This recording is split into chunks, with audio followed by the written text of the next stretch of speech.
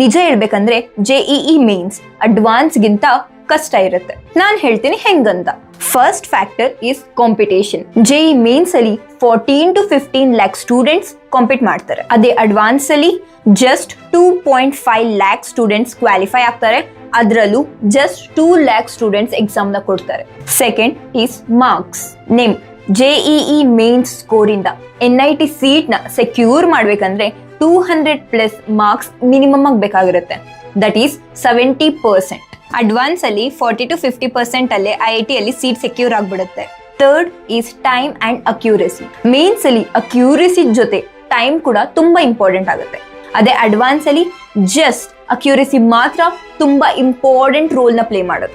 First ಅಂತ questions ನ select ಮಾಡಿ which you can solve them easily. That's why ನೀವೇನಾದ್ರೂ ಆಲ್ರೆಡಿ ಮೇನ್ಸ್ ಕ್ಲಿಯರ್ ಮಾಡಿದ್ರೆ just focus more on your advance. So ನೀವು mains ಏನಾದ್ರು clear ಮಾಡಿದ್ರೆ very good, congratulation. It's your time to now focus on your advanced.